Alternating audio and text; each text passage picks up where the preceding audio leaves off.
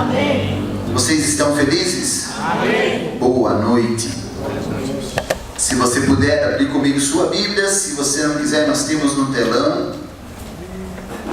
uma passagem que se encontra no livro de Judas, capítulo 1, versículo 3. O tema da nossa mensagem de hoje é como perder uma guerra.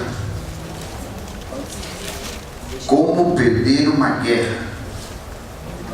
Judas, capítulo 1, versículo 3 diz assim: Amados, embora estivesse muito ansioso por lhes escrever acerca da salvação que compartilhamos, senti que era necessário escrever-lhes insistindo que batalhassem pela fé uma vez por todas, confiada aos santos. Amém? Podem assentar-se, por favor. Enquanto você se assenta, enquanto você se acomoda, gostaria de dizer para você que quero falar de guerra. Mas é difícil falar de guerra quando nós vivemos em um tempo em que queremos ouvir a respeito de paz. É verdade ou não? Nós gostamos muito de ouvir a respeito de paz, precisamos de paz. E Judas sabe disso. Tanto que ele diz assim: meus amados, eu estou ansioso, muito ansioso por lhes escrever acerca da salvação que compartilhamos. Ele estava ansioso para escrever para os seus discípulos, para escrever para o povo cristão a respeito da salvação que esse povo havia entendido, que havia chegado à sua vida, a respeito da salvação que esse povo estava desfrutando. Mas ele disse assim: mas eu não posso, há algo mais importante. Ele continua dizendo assim: senti que era necessário escrever-lhes insistindo que batalhasse pela fé, uma vez por todas, confiadas aos santos. Ele estava nos dando um alerta. Ele queria falar a respeito de um alerta, né? De um alerta a respeito de algo que acontece no mundo cristão, de algo que acontece no mundo em que vivemos, e de que nós estamos sendo roubados. Ele estava falando: os cristãos estão sendo roubados. E você encontra uma passagem no livro de Romanos que confirma isso e diz assim: façam isso compreendendo o tempo em que vivemos. Chegou a hora de vocês despertarem do sono, porque agora a nossa salvação está mais próxima do que quando cremos. A noite está quase acabando, o dia logo vem. Portanto, deixemos de lado as obras das trevas e vistamo-nos da armadura da luz. A armadura fala de se preparar para uma guerra. A armadura fala de se preparar para uma batalha. A Bíblia fala que nós fomos salvos. A palavra salvação significa que nós fomos salvos de algo ou de alguém, ou de algo e de alguém. Salvação significa que nós fomos salvos. Fomos salvos de algo, fomos salvos de alguém. Ela diz que isso significa que nós temos um inimigo, que existe uma situação que quer nos prender. Salvação nos tira desse contexto. Salvação nos livra desse inimigo. Se você ler a palavra de Deus em 1 Pedro, capítulo 5, você vai ver que ele diz assim: estejam alertas e vigiem. O diabo, o inimigo de vocês, anda ao redor como um leão, rugindo e procurando a quem possa devorar. Você sabe que esse é um governo que tem se estabelecido na vida daqueles que não fazem uso de sua salvação. Um governo satânico que tem se apropriado dessas pessoas, as pessoas que deixaram de lutar. Essa salvação que nos é concedida pela fé. Ouça, uma salvação que nos é concedida pela fé. E ele continua dizendo, ele diz assim: resistam-lhe. Resistam-lhe significa tomem uma atitude, resistam-lhe. Abram os seus olhos. Ele está dizendo assim: há algo acontecendo, é necessário uma oposição, é necessário tomar uma posição, é necessário despertar, há algo acontecendo. E ele diz: resistam-lhe, permanecendo firmes na fé, sabendo que os irmãos que vocês têm em todo o mundo estão passando pelos mesmos sofrimentos. Você sabe que, embora a palavra salvação nos coloca dentro de um contexto, de um plano de paz, a palavra salvação, ela nos coloca dentro de um contexto de alegria. de esperança, de aceitação, de vida eterna, de proteção, de provisão, de saúde, de conquistas, de milagres, de poder, de autoridade, de vida no reino. Vida no reino. Vida no reino significa viver no contexto do reino. Salvação significa que Jesus nos tirou do reino das trevas, num reino onde Satanás governava com o seu império, com a sua crueldade, com o seu sistema, com os seus direitos, com a sua legalidade. Ouça bem, isso é muito importante. Salvação significa que Deus nos salvou desse contexto, Deus nos tirou deste contexto e nos transporta para o seu reino, um reino onde aquele contexto já não funciona, ele não pode funcionar. O Senhor nos tira dali. A Bíblia fala que reino é algo diferente, é um reino diferente deste reino em que os homens são submetidos. Se você ler Mateus capítulo 4, você vai ver uma passagem que diz assim: Jesus foi por toda a Galileia, ensinando nas sinagogas deles, pregando as boas novas do reino e curando todas as enfermidades e doenças entre o povo. Notícias sobre ele se espalharam por toda a Síria, e o povo lhe trouxe todos os que estavam padecendo vários males e tormentos, endemoniados, epiléticos e paralíticos. E ele os curou. Grandes multidões o seguiam, vindas da Galileia, Decápolis, Jerusalém, Judeia e da região do outro lado do Jordão. Tudo isso porque ele estava pregando as boas novas do reino. Ele diz assim em Mateus 12, 28: se é pelo Espírito de Deus que eu expulso demônios, então chegou a vocês o reino de Deus. Se é pelo Espírito de Deus que os demônios não têm mais direito sobre a sua vida, que os demônios não podem mais governar a vida de vocês, que eu expulso o demônio da vida das pessoas, que os demônios perdem o direito sobre a vida das pessoas, é porque é chegado o reino de Deus. Os demônios não podem mais ter liberdade para governar, dominar esta terra caída, porque o reino de Deus foi estabelecido aqui, e há um povo chamado para viver dentro deste reino. Ouça, há um povo chamado para viver dentro deste reino. Eu quero dizer algo para você hoje. Deus quer mudar sua vida. Hoje, Deus quer mudar sua vida. Talvez essa palavra de guerra seja uma palavra muito perturbadora, uma palavra que nós não gostamos muito de ouvir, uma palavra que traga um pouco de desconforto para alguns, porque ela nos chama a viver um contexto de vida muito diferente. Eu estava até contando esses dias, alguém me disse assim: eu gostaria de ter o dom de cura. Eu disse: poxa, que legal, você gostaria de ter o dom de cura? Mas por que você gostaria de ter o dom de cura? Porque eu amo ver as pessoas serem curadas, eu amo. E eu disse assim para ele: você é muito corajoso, você pede um dom que as pessoas que compreendem, só quem compreende esse dom pensaria 10 vezes para pedir. E ele disse: mas por quê? Não é bom andar curando as pessoas? Ele disse: e é, ou se é. Mas quando você pede um dom de cura, você está pedindo algo que Deus te dê, uma ferramenta que Deus te dê para muito trabalho. Existem muitos enfermos para serem curados. É verdade ou não?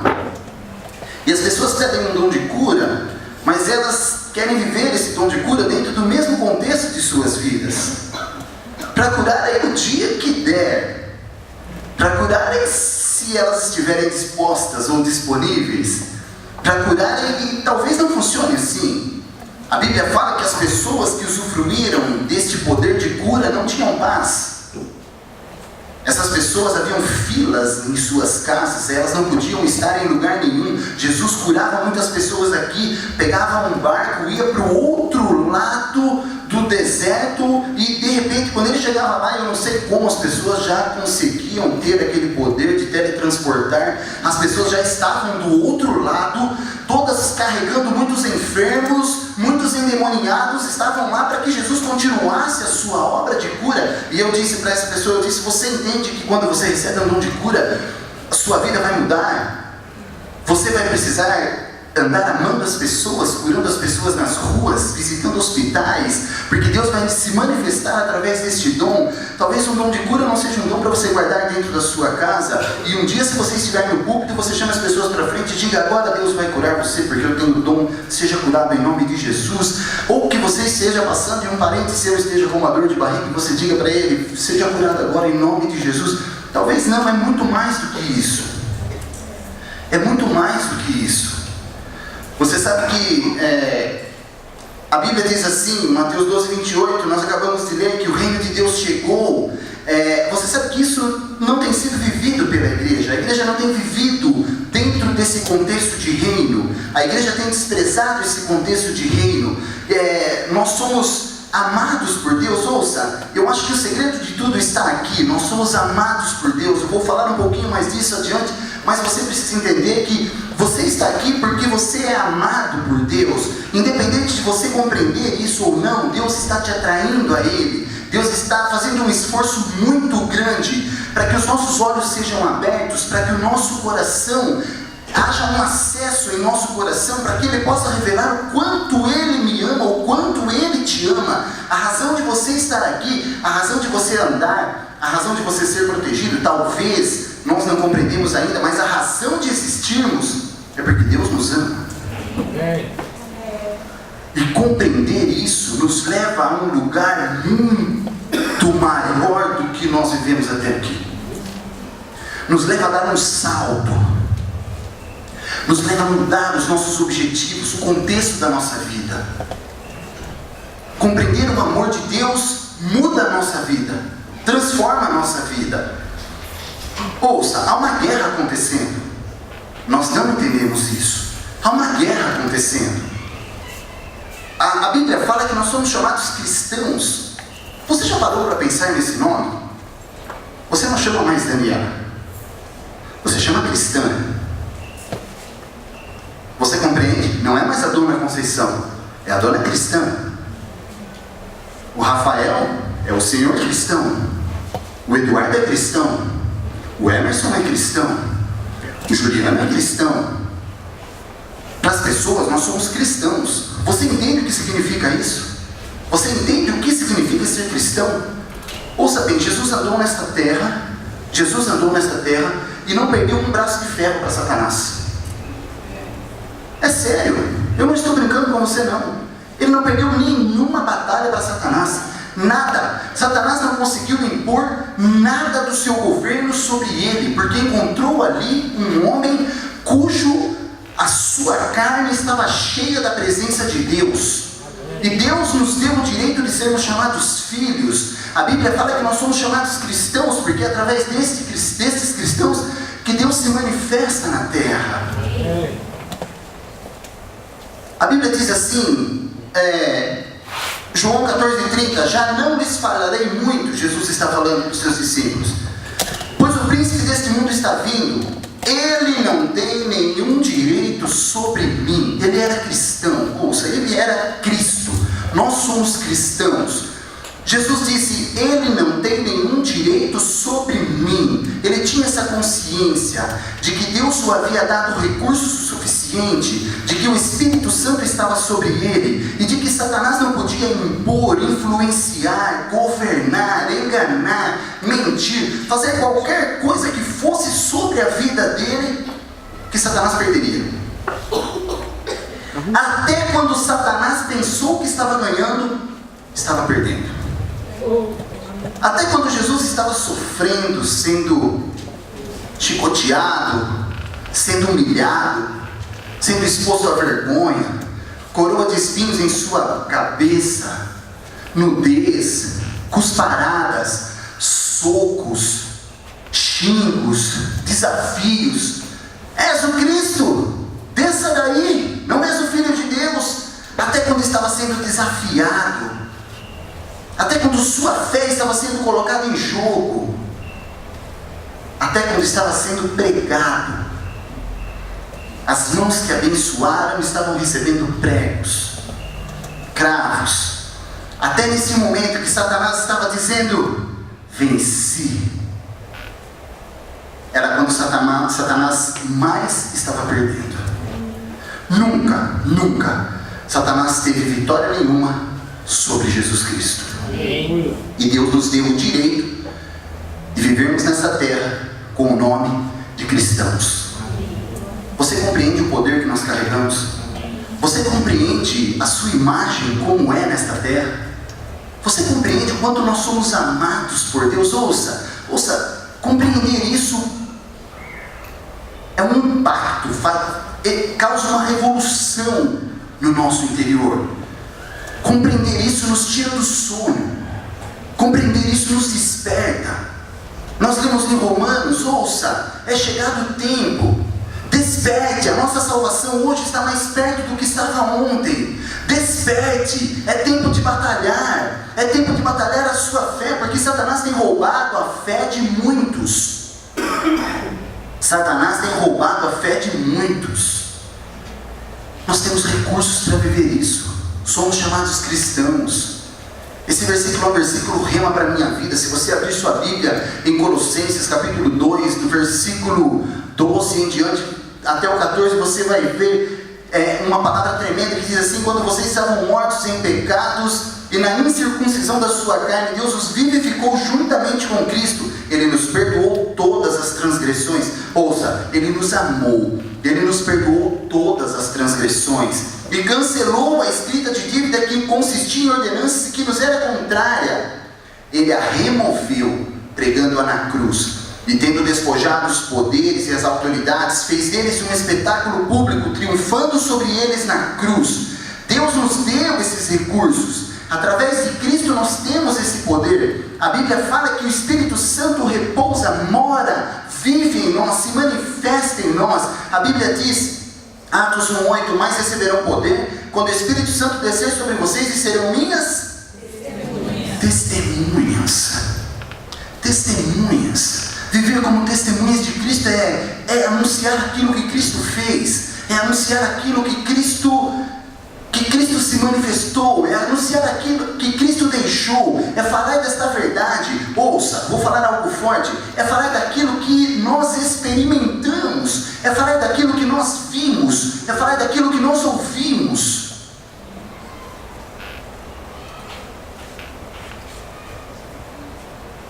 Infelizmente a igreja está perdendo muitas batalhas. Muitas igrejas correm o risco de perder a guerra. Elas se comportam de maneira indiferente quanto a essa situação. Por isso eu dei o tema para essa mensagem de como perder uma guerra. Eu vou falar de 3 maneiras, existem muitas, mas eu vou falar de 3 maneiras de perder uma guerra. Se nós soubermos como perder uma guerra, talvez nós possamos usar estas maneiras para vencer uma guerra. Amém? Amém. A primeira maneira de se perder uma guerra é não saber que se está em uma. A primeira maneira de se perder uma guerra é não saber que se está numa guerra. Você sabe que eu comecei a estudar essa palavra já faz alguns meses. E Deus tem feito uma revolução na minha vida. A Cíntia tem acompanhado, os dias que eu tenho chorado, dos vídeos que eu tenho assistido, das indignações que eu tenho estado, de tudo aquilo que eu vejo prometido sobre a minha vida. E essa palavra, ela ministrou primeiro na minha vida. Eu tenho certeza que isso deu um boom no meu ministério, que isso deu um boom na minha fé, que isso me deu a oportunidade de dar um salto na minha vida espiritual. A Bíblia diz assim: não pensem que vim trazer paz à terra. Não vim trazer paz, mas espada. Vim para fazer que o homem fique contra seu pai, a filha contra sua mãe, a nora contra sua sogra. Os inimigos do homem serão os da sua própria família. Mateus 10, 34 a 36. Efésios 6, do 10 ao 13, também diz assim: finalmente fortaleçam-se no Senhor e no seu forte poder. Finalmente fortaleçam-se no Senhor. Não é necessário você se fortalecer em nada se você não precisasse lutar. Concorda? Você não precisa se preparar para uma guerra se você nunca vai estar em uma.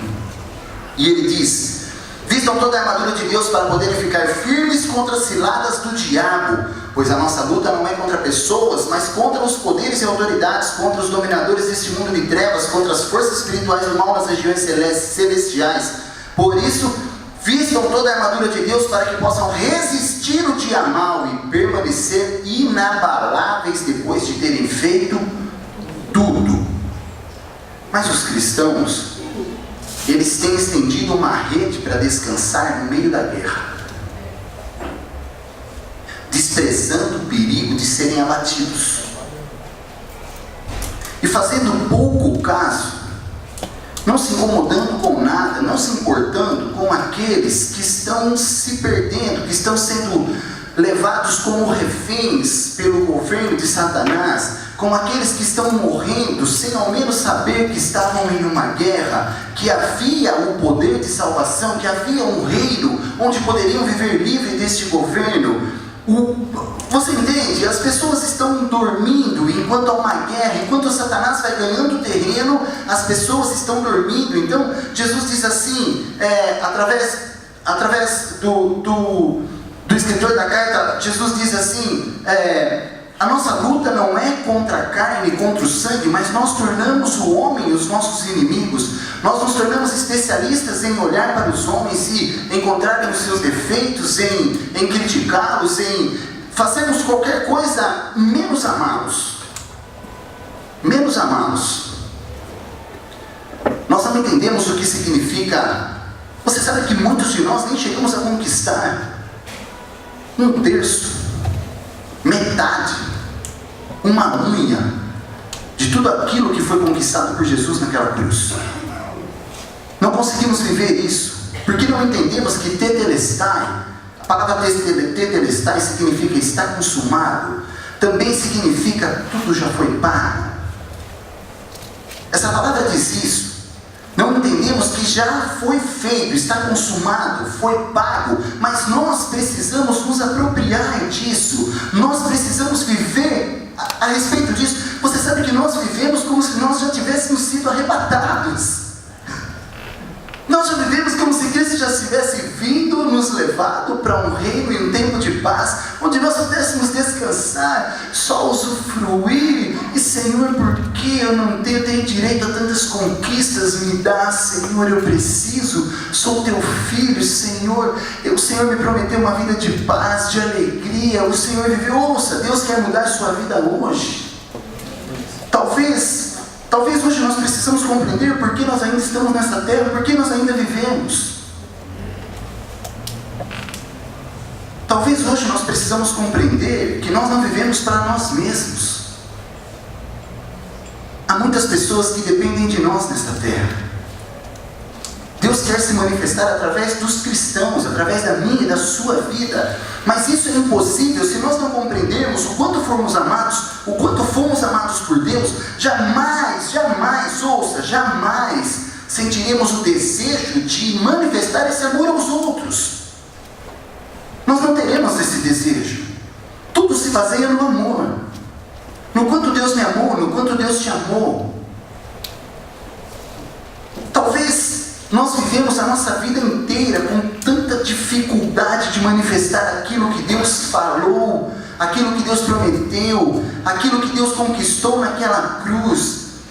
Sabe, nós nos esquecemos de guerrear. Então Satanás vem ganhando terreno em nossas vidas, em todas as áreas das nossas vidas, vem paralisando muitas áreas das nossas vidas, vem nos trazendo peso, encargo, descanso, e nós vamos aceitando isso e vamos mirrando e vamos nos arrastando para onde o Evangelho é anunciado, e todos os dias nós precisamos nos converter, e vamos enfraquecendo a nossa fé, e as coisas já não causam mais tanto impacto em nossas vidas como nós gostaríamos que causasse. Eu vi uma pessoa ministrando e orando por alguém na rua, e ela disse assim, ela estava ministrando por um homossexual, e ela diz assim para ele: você era crente, você já foi à igreja? Ele disse: eu já fui. E ela diz a ele assim: você pregava na igreja? Ele falou: sim, eu pregava. E ela ora por ele, e ela fala assim: Senhor, dá um batismo, faça-o lembrar do primeiro amor. precisam lembrar deste primeiro amor. Nós nos arrastamos para as igrejas, nos arrastamos para o nosso canto de oração, clamando: Senhor, faça-me lembrar do teu primeiro amor, porque tudo já está tão apagado, tem me arrastado, e não temos percebido que Satanás tem ganhado um pedacinho de terreno todos os dias na terra, que tem nos colocado dentro de uma mesmice, de uma religiosidade, onde falta fogo, onde falta poder, onde falta identidade, onde nós não percebemos que há uma guerra. Ouça, há uma guerra. Há uma guerra. E os guerreiros, os únicos que são aptos a guerrear, dormem. Quem é apto a guerrear? Aqueles que Deus chamou filhos. Aqueles que são intitulados na terra como cristãos. Aqueles que conhecem o poder do amor de Deus. Estes são aptos a guerrear. Mas andamos ocupados demais, lutando uma guerra própria, uma guerra pessoal. A Bíblia nos fala de alguns guerreiros, há muitos, mas eu achei um versículo tremendo, que esse versículo possua você nesta noite. Diz assim: que mais direi?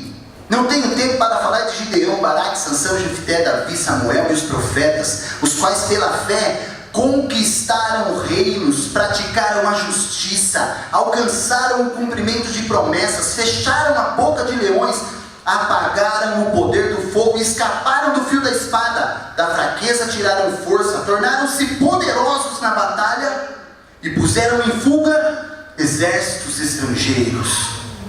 Foram pessoas que se posicionaram diante de uma guerra, que não entenderam que Jesus as chamou do nada para nada. Nós vivemos em uma geração de cristãos que entenderam que Jesus os tirou do nada para nada. A nossa maior guerra é permanecer sentado no banco da igreja. Nós estamos num tempo em que precisamos guerrear. Nós estamos num tempo em que precisamos conquistar. Ouça o que eu vou dizer para você: tudo já lhe foi dado. Tudo já lhe foi dado. Por amor, já lhe foi dado um reino com outra constituição, com outro sistema, onde o governo de Satanás tem que se submeter a esse sistema.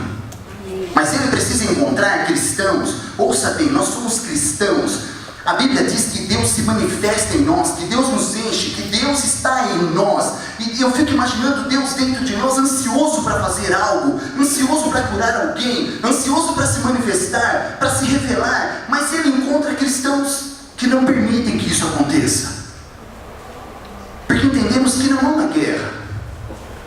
Porque entendemos que esse amor nem tem poder. Nós não cremos no poder do amor de Deus. Nós precisamos ter fé na nossa fé. Nós lutamos para ter fé na nossa fé. Nós vamos orar por alguém, nós pensamos 50 vezes: mas será que eu tenho fé para isso? Nós precisamos crer que cremos. Nós precisamos crer no amor de Deus. Não somos nós que fazemos nada. Nós só batalhamos. Nós só vencemos. Nós temos recursos, nós temos capacidade para vencer essa guerra. Nós temos. E Satanás vem roubando as famílias das pessoas. Satanás vem roubando a saúde física das pessoas. Satanás vem roubando a saúde mental das pessoas. Esta semana eu vi um vídeo, eu fiquei impressionado com tantas pessoas famosas. Eu não sei se alguém aqui já viu, falando a respeito da depressão, tipo, dizendo assim: você que um dia criticou alguém que tem depressão, que teve depressão, você não sabe o que é isso. Eu já critiquei muito, eu colocava isso como algo tão insignificante, até que um dia eu caí nisso e entendi que isso é muito mais forte do que uma pessoa. Ele disse assim: não há quem possa curar, não há quem possa ajudar. Você perde a saúde, você perde o desejo por tudo. Vi um testemunho do padre Marcelo dizendo assim: eu tirei 16 pessoas da depressão, ele disse, e um dia me vi preso nela, sem saber como sair. Eu fiquei abismado.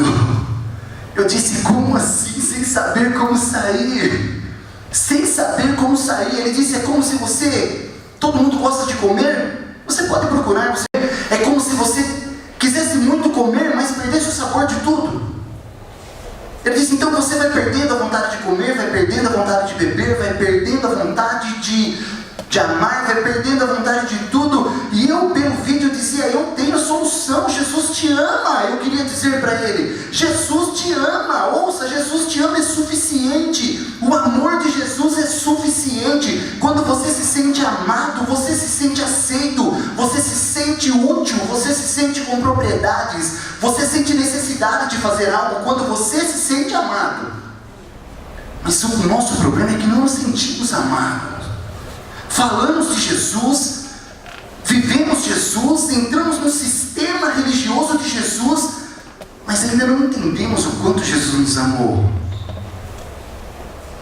Eu sou o primeiro a precisar disso.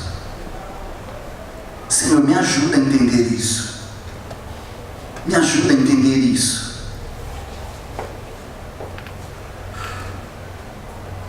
Estamos em uma guerra.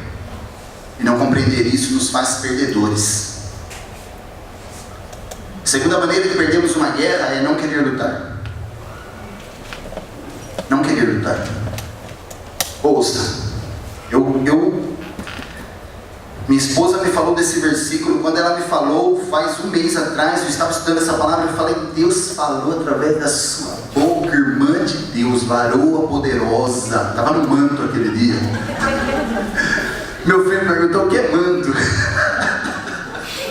É uma linguagem que a gente não usa mais. A gente desenvolveu tanto que a gente não usa mais essa linguagem. Manto é o poder de Deus. Ouça esse versículo. Diz assim, quando o faraó deixou o povo sair, Deus não o guiou pela rota da terra dos filisteus, embora este fosse o caminho mais curto, pois disse, se eles se defrontarem com a guerra, talvez se arrependam e voltem para o Egito. Por que o povo não foi para o caminho mais curto? Por que o povo não conseguiu a felicidade mais rápido? Por que o povo não alcançou as promessas mais rápido? Porque tem medo de guerra. Sabia? Porque não quer lutar. A gente gosta de paz. A gente gosta de amor. Nós poderíamos todos ligar no destoque cristão. Só rock. A gente arruma uns cigarros gospel que faz a cabeça. Nós poderíamos viver. Ouça, Jesus disse, eu não vim trazer paz. Eu estava vendo o testemunho do Rodolfo. Não sei se você já viu, acredito que você já tenha visto o testemunho do Rodolfo Abrantes, onde ele diz assim, ele conta como foi a conversão dele, quando ele deixou a banda, o que aconteceu, e ele fala assim, um dia, o mundo e a banda, que havia me carregado, que havia me colocado no mais alto, no topo, se viraram todos contra mim. Todos queriam me enterrar. Ele disse, quando eu contei para eles que eu havia me convertido, que eu não usava mais droga, que eu estava feliz, que minha esposa estava me amando, que nós estávamos restaurando a nossa família, que tudo, eu achei que as pessoas iriam olhar para nós e iriam dizer, poxa, que legal, isso é positivo, isso é bom, e foi tudo negativo, as pessoas me apedrejaram, as pessoas queriam me matar, e eu me senti muito mal. Mas eu ouvi um versículo que diz em Mateus, que diz assim, benditos serão aqueles que são perseguidos, porque grande será o galardão. Ele diz, poxa, então serão perseguidos em seu nome, então não tem nada a ver comigo, a glória é sua, é por causa do Senhor que eu estou sendo perseguido, não tem nada a ver comigo. Ele disse, é o seu amor. Então isso mudou a vida dele. Uau, isso precisa mudar a minha e a sua vida. Isso precisa, não tem nada a ver comigo. Ouça, não tem nada a ver com você, não tem nada a ver conosco, tem a ver com Cristo. Cristo que quer se manifestar através da minha e da sua vida, que quer falar através da minha e da sua boca. A Bíblia diz assim, Deus não nos tem dado espírito de covardia, mas de poder, de amor e de equilíbrio. Muitos não lutam porque se acovardaram. Muitos não lutam porque têm alianças com o reino das trevas, com o governo de Satanás. Na primeira luta, se rendem e voltam. Lembra o que Deus disse? eles saem e vão ter que lutar, e quando eles tiverem que se depararem com a batalha, o que eles vão fazer? Voltar para o Egito. Muitos na primeira batalha voltam, não entendem que essa batalha já foi vencida. As pessoas perderam o ímpeto, a gana, o ânimo de lutarem por sua fé. As pessoas perderam a fé. Ouça, perderam a fé. Cremos num sistema, mas não cremos no Deus que fez esse sistema. Perderam a fé em Deus. Elas perderam a fé. Ouça, nos arrastamos para a fé, para termos fé. Talvez a nossa maior oração seja aquela oração que nós aprendemos com aquele pai daquele endemoniado, que disse: Senhor, eu não tenho fé, aumenta a minha fé. Talvez essa seja a nossa maior oração: Senhor, aumenta a minha fé, aumenta a minha fé. Senhor, uma coisa eu te peço: aumenta a minha fé. Senhor, eu quero fé, aumenta a minha fé. Ouça, a sua fé vem de quando eu e você compreendemos o quanto Deus nos ama. Nós precisamos crer no amor de Deus. O Evangelho é simples. Nós nos tornamos profissionais, desenvolvedores do Evangelho, e não precisamos desenvolver o Evangelho. Nós precisamos crer no Evangelho puro e simples, que diz que Deus me amou e que Deus te amou, e esse amor é suficiente para me salvar, para me cuidar. Esse amor é suficiente para fazer de mim a referência da sua glória nesta terra. Amém.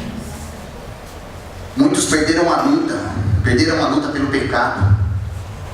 É verdade, muitos perdem a luta pelo pecado, deixaram de lutar, e Satanás vai ganhando terreno dia após dia, na mente, no coração, e as pessoas vão cedendo aos poucos, vão se tornando cristãos frios, confessam que são cristãos, confessam que conhecem a salvação, mas são frios, porque o pecado as governou. Obrigado, Marcelo.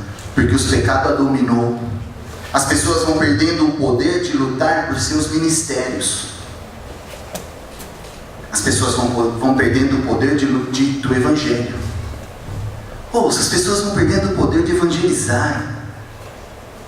Uau, o Evangelho ficou parado, porque Satanás ganhou isso no coração das pessoas. Não há mais quem pregue, não há mais quem fale. Não há mais. Nós deveríamos ter um estilo de vida de que onde quer que nós estivéssemos, nós fôssemos livres para falar: viu, Jesus te ama, viu, Jesus quer fazer algo por você. Pô, Jesus quer, nós esperamos um raio do céu tocar nossa mente, nos balançar e dizer: espírito de covardia, sai agora, e agora eu vou te dar um espírito de ousadia, e nesse espírito agora eu começo a abençoar todo mundo. Agora seja curado, Jesus te ama. Nós evangelizamos mais ameaçando as pessoas do inferno do que revelando o amor de Deus. O Evangelho verdadeiro é o amor de Deus. Esse é o Evangelho. O Evangelho verdadeiro fala para as pessoas do direito que elas têm no reino conquistado por Cristo. Ouça, Cristo te amou, se entregou por você, morreu por você, e trouxe um reino para que você pudesse viver nele. Venha para este reino. Jesus te ama. O que eu preciso fazer? Nada, só crer. Mas só crer. Eu fiquei impactado. Eu falei: Cíntia, o meu ministério muda a partir de hoje. Porque eu estava lendo Romanos pela primeira vez, nem está aqui. Vou abrir para você. É a primeira vez que eu leio isso, tá, pessoal? Por isso só trouxe impacto para a minha vida agora. Eu nunca havia lido isso antes. Ela nem está arriscada desde 1904. Diz assim: portanto, eu me glorio em Cristo Jesus e em meu serviço a Deus. Não me atrevo a falar de nada, exceto daquilo que Cristo realizou por meu intermédio em palavras e em ação, do amor, a fim de levar os gentios a obedecerem a Deus pelo poder de sinais e maravilhas e por meio do poder do Espírito de Deus. Falei: esse é o meu ministério. Esse é o meu ministério. Falar do amor de Cristo e colocar as mãos nas pessoas e dizerem: vocês estão curados, vocês estão sarados, a sua depressão foi embora, hoje você é livre, suas finanças estão em ordem hoje, e no poder que é no nome de Jesus, porque não sou eu quem faço, quem faz é Cristo. A Bíblia diz, na noite seguinte, o Senhor, pondo-se de lado, disse a ele: coragem, como você testemunhou a meu respeito em Jerusalém, deverá também testemunhar em Roma. Ouça o que eu vou falar para você: coragem. Essa é a palavra de Deus. Coragem. 2 Timóteo 2, 3, 4 diz: suportem comigo os sofrimentos como bom soldado de Cristo Jesus. Ouça, soldado de Cristo Jesus. Eu tinha uma camisa que eu comprei lá na Bahia, que tinha um hominho deitado na rede. Achei muito legal aquela camisa. E ela dizia assim: como é bom não fazer nada e depois descansar. E eu falei: é minha cara. Eu gosto disso. Mas eu entendi que Cristo não nos chamou para isso. Você é um soldado. Soldado guerreia. Soldado batalha. Paulo disse: combati o bom combate, terminei a corrida, guardei a fé. E por último, perdem a guerra aqueles que tentam vencê-la sozinhos. A Bíblia diz, a Priscila já falou aqui no início: eu lhe digo que você é Pedro, e sobre esta pedra edificarei a minha, diga igreja, diga igreja. E as portas do Hades, do inferno, não poderão vencê-la. Ouça, Cristo deixou bem claro: edificarei a minha igreja. Edificarei a minha igreja. Fazemos parte de uma igreja. Se você prestar atenção, você vai ver que Jesus não está falando a respeito de uma porta. Ele está falando as portas. As portas do inferno sendo abertas em todos os lugares, guerreando em todos os lugares. Há portais do inferno sendo abertos em todos os lugares. E os cristãos, enquanto os demônios estão invadindo, estão manipulando, estão judiando, estão agindo com crueldade no meio cristão, os cristãos não estão guerreando, não estão se opondo a isso, estão tranquilos, fecham seus lábios. A Bíblia diz: sobre essa pedra edificarei a minha igreja, e as portas do Hades não poderão vencê-la. Você sabe que nós desperdiçamos um privilégio muito grande. Se Deus dissesse assim: vou separá-lo, e vá sozinho. Vá sozinho, enfrente tudo que enfrentar. Vá. E a hora que as coisas apertarem, fique tranquilo, eu estou com você. Já seria o suficiente, seria ou não? Mas Deus nos deu uma igreja. Sabe o que igreja significa? A igreja significa que nós temos um lugar para sermos sustentados, para sermos amados, para aprendermos uns com os outros, para sermos fortalecidos. A igreja significa que não estamos sozinhos nesta batalha, que fazemos parte de um exército. É isso que a igreja significa. As pessoas desprezam o poder da igreja e se tornam soldados de um exército individual, de um exército pessoal. Se intitulam uma igreja pessoal do Senhor. Eles são independentes, eles desfalcam a igreja do Senhor. Ouça, desfalcam a igreja do Senhor e pormenorizam sua força, e diminuem sua própria força. Deus falou igreja. Deus não disse igreja. A Bíblia diz em Isaías 6,3: e proclamavam uns aos outros: santo, santo, santo é o Senhor a terra inteira está cheia da sua glória. Exército. A Bíblia fala de exército. O exército de Deus não fala de um homem só, fala de exército. Deus chama Abraão e fala: te darei uma multidão, te darei uma descendência. Deus pensa em exército, Deus pensa em pessoas. A igreja nos fortalece. Aqueles que querem vencer a luta sozinhos, eles se enfraquecem. A Bíblia diz que nós precisamos de pessoas para nos ajudar, para nos ensinar, para nos consolar, para nos erguer, para nos fortalecer. A Bíblia fala a respeito disso e nós perdemos esse privilégio. Nós perdemos a fé na igreja. Nós perdemos a fé na igreja. As pessoas dizem assim: por que eu vou na igreja? Já não sinto mais tanto a presença de Deus na igreja. Eu gosto da célula. Antes a gente ouvia assim: por que eu vou na célula? Eu já vou na igreja. As coisas vão se invertendo, as coisas vão como se a igreja fosse a responsável. Nós carregamos Cristo, nós carregamos a presença de Deus, nós estamos aqui e trazemos para este lugar a presença de Deus que habita em nós, e juntos nós aumentamos essa força, nós nos fortalecemos, nós nos amamos, juntos nós provamos deste amor, juntos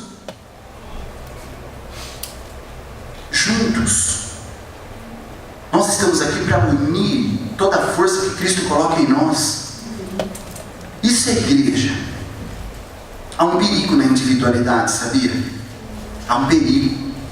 A individualidade, a igreja, o exército, quando se debanda, enfraquece.